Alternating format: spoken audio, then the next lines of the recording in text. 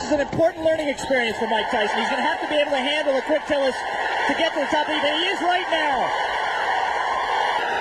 Closing with a flurry. The bell is going to sound. See Tillis delivering the left jab and following with the right. He is not running away from Tyson, and Tyson goes to work on the body.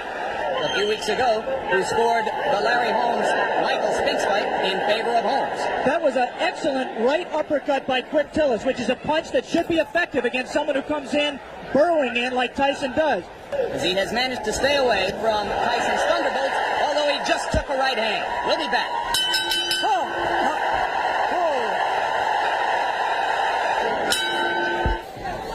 Lost to Tillman in the Olympic trial. Right hand lands flush on the cheek. Custom auto-trained fighter prides himself on his defense. And Mike really was disappointed that Zowski hit him with some right hands. A jab by Mike Tyson, a rare punch for him in his first 19 fights. Good head movement by Tyson coming in. He won't knock Tillis out with it, but he will wear him down and bring his hands down so he can land punches to the head. Tillis' trainer and co-manager Bo Williford said that he had been working with him for the last 6 weeks, tying up Tyson's arms. This is an important learning experience for Mike Tyson. He's going to have to be able to handle a quick Tillis to get to the top of the He is right now. Tillis is making a mistake of trying to trade with Mike Tyson. He should be moving off the ropes. Round 3 coming to a close. And Mike Tyson warms to the task once again as the round comes to a close. Back with more after this word from our local station. To Mike Tyson. Right hand. And a good left hook. And that one left hook which scored. Tyson now appears to be a little less shy about stepping up inside. So how low he gets to duck under those punches. Puncher Mike Weaver, largely by staying away. He got punched. Again, he lunges and it gets caught. The left hand.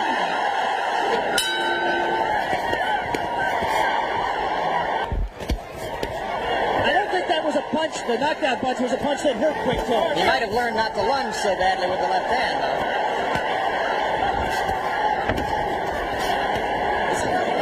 And again, not busy in the clinch. That's frankly astonishing because the opportunity is there for him to do a lot of damage.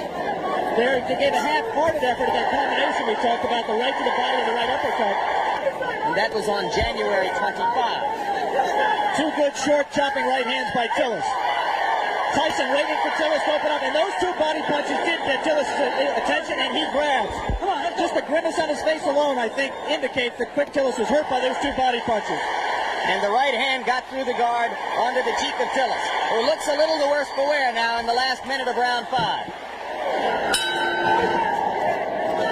And now it becomes clear that Tillis will last longer than anyone else has. Personally, Alex, I have it 4:01 for Tyson. I've not given Tillis a round. One way is to say that he's pacing himself, he's waiting for the opening. The other way is to say that he's getting frustrated and getting taken out of his fight. There was moments ago a brief combination to the body of the kind of rapid-fire punching that you expect from Tyson, but that was one of the very few times, perhaps the only time in the bout when we've seen it. But again, he comes on at the end of the round. Tyson with the lead in the fight to this point over James Quick Tillis, but fighting a curiously docile fight so far. He almost looks right here like he's waiting for Tillis to make the fight, to come to him. This Mike Tyson looks very much like the Mike Tyson who lost 2 close decisions to Henry Tillman in the heavyweight trials for the Olympic Games in 1984. He is confused by the movement.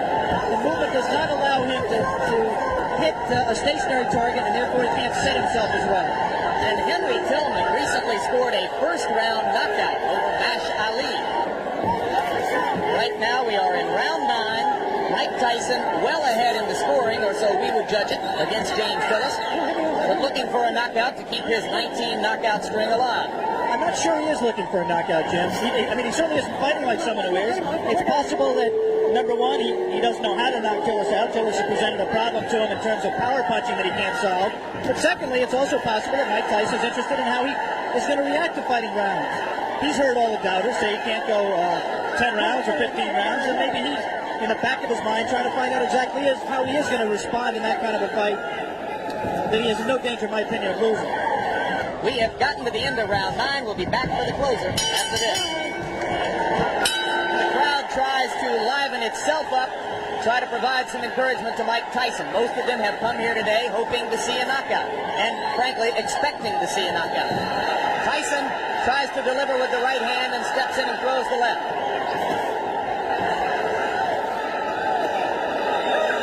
Always difficult to know why a crowd is booing. You can't psychoanalyze 8,000 people.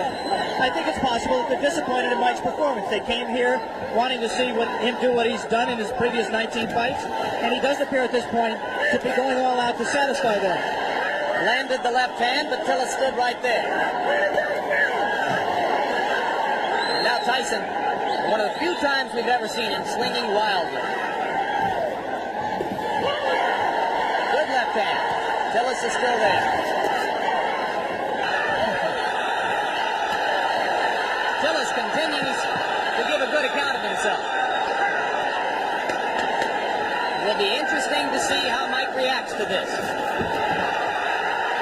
Closing with a flurry. The bell is going to sound.